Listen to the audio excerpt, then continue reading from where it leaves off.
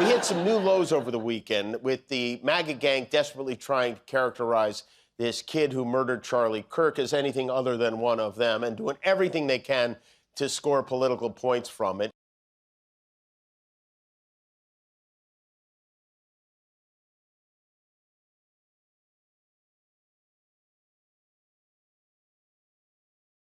We were just about to walk in. Interestingly enough, they waited to pull the plug on this right as the studio audience was about to walk in. It wasn't like this morning or last night. They waited for everyone to come into work today, They didn't tell us what had happened. They just said that the show was canceled. Initially, my concern was, I hope everyone's okay, no one got injured. As they told us the show was being canceled, at the same time online, they announced that it was indefinitely, which we can probably assume is forever, taken off the air because of certain comments that were made, which I was not aware of, and then I went to go look to see what those comments were, and they didn't really seem to justify the means. It seemed to be a bit extreme.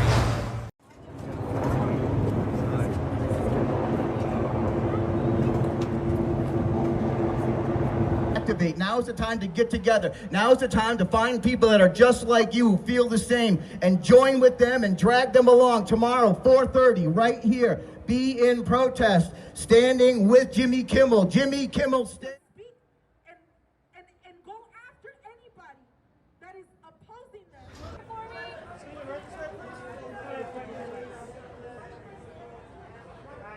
A late-night legend silenced overnight. Was it justice or political revenge? For more than 2 decades, Jimmy Kimmel has been a familiar face in American homes, delivering sharp jokes and unfiltered commentary on the issues of the day. But now, his microphone has been cut off, his show suspended indefinitely. And the timing couldn't be more explosive. Because this isn't just about one man or one show. This is about a battle far larger, one that pits free speech against raw political power. The question is chilling. If a late-night host with millions of viewers can be silenced so quickly, what does that mean for the rest of us? Is this the new reality of American media, where satire is no longer safe, and dissent can be erased with the stroke of a pen? So what exactly did Jimmy Kimmel say that set off this firestorm? It began with his monologue on Monday night. Speaking about the shocking killing of conservative activist Charlie Kirk, Kimmel didn't hold back. He accused MAGA voices of desperately trying to characterize this kid who murdered Charlie Kirk as anything other than one of them, and doing everything they can to score political points from it. The words hit like a thunderclap. To critics on the right, it was proof that Kimmel had crossed a line, mocking tragedy to attack their movement. To his supporters, it was classic Kimmel, blunt, unscripted, and unwilling to tiptoe around the politics of the moment. But that wasn't the end. The very next night, Kimmel doubled down. He said Trump himself was fanning the flames by using the assassination to smear people on the left. This statement instantly transformed Kimmel from a late-night host into a powerful figure. And within hours, powerful forces began to move. Then came the hammer blow. Just hours after Kimmel's monologue lit up social media, 2 of the biggest affiliate station groups, Nexstar and Sinclair, announced they would no longer air his show. That left ABC with a brutal choice. Fight the backlash or pull the plug. Why Tuesday night, the decision was made. ABC suspended Jimmy Kimmel Live indefinitely, calling his remarks offensive and insensitive at a critical time in our national political discourse. It was a stunning reversal for a network that had stood behind Kimmel through countless controversies, from sharp political jokes to emotional on-air pleas. After all, this is the same show that's been running since 2003, more than 20 years of late-night television, cut off in a single statement.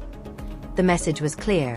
One monologue, one moment, was enough to silence a host who had become part of the late-night institution. But was this really about sensitivity, or about pressure from somewhere else? Behind the scenes, the pressure was building. Brendan Carr, the Trump-appointed chair of the FCC, appeared on Fox News and conservative podcasts just hours before ABC's announcement. His warning was unmistakable. Affiliate stations that continued to air Jimmy Kimmel's show could face threats to their broadcast licenses. Carr went further, accusing late-night hosts like Kimmel of abandoning comedy to become court clerics enforcing a very narrow political ideology. It was a swipe not just at Kimmel but at the entire late-night format that has long poked fun at those in power. And then, almost like clockwork, ABC announced the suspension. The timing was so precise that critics called it chilling. Was this a coincidence or the clearest case yet of government coercion shaping what Americans are allowed to see on TV? Either way, the message landed: cross the wrong people, and your platform might vanish overnight. The fallout was immediate, and the outrage was deafening. Politicians lined up to condemn the suspension. Former President Barack Obama blasted it as government coercion, warning that the First Amendment was being bent to political will. California's Governor Gavin Newsom called it coordinated and dangerous, while Senate Leader Chuck Schumer said this was a moment where everyone across the political spectrum should be speaking out. Illinois Governor J.B. Pritzker accused the Trump administration of using the power of government to silence critics. And Senator Chris Murphy suggested this was only the beginning, a trial run for wiping out Trump's political opponents. Free speech organizations were just as sharp. The Writers Guild of America, the Producers Guild, FIRE, and Truth Wins Out all slammed the decision as censorship.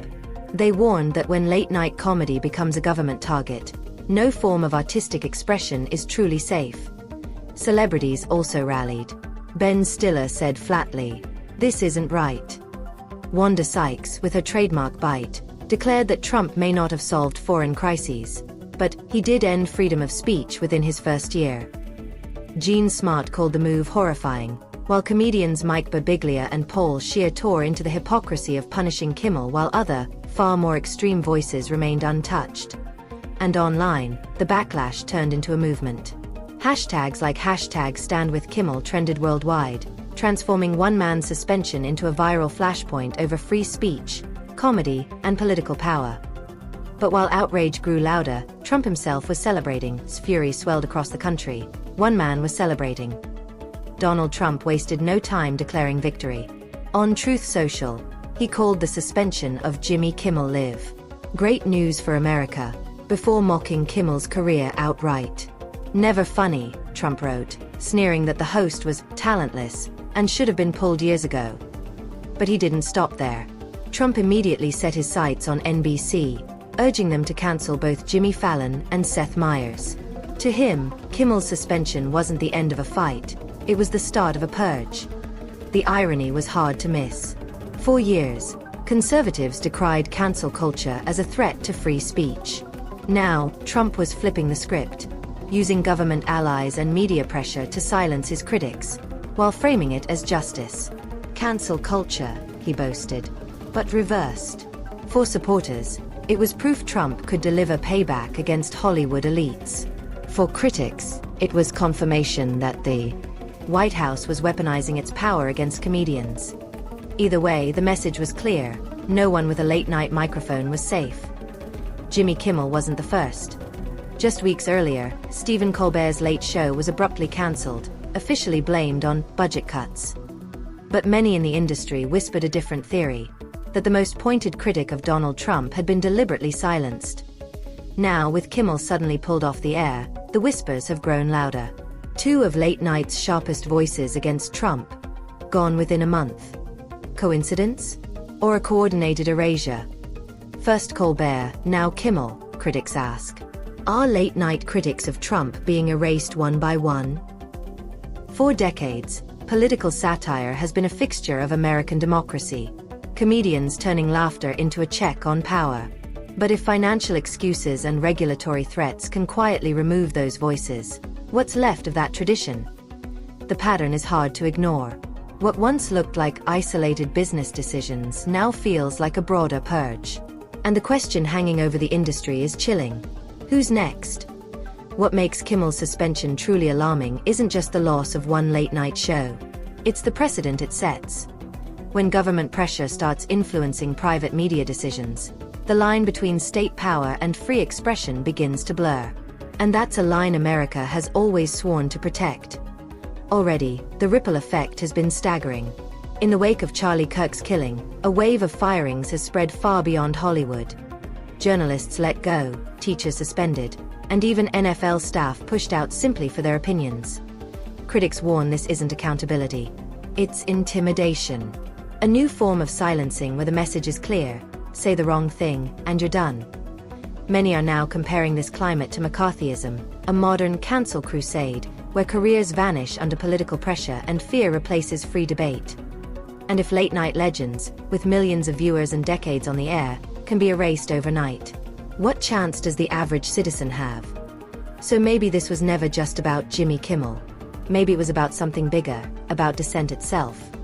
Because when comedians, journalists, and everyday citizens are punished not for actions, but for words, what does that say about the state of free expression in America? Can comedy really survive in a political climate this hostile? Or are we witnessing the slow death of late-night satire as we know it? That's the bigger question. And now I want to hear from you. Was this suspension about justice? Or was it about silencing opposition? Drop your thoughts below, and let's see where this debate goes.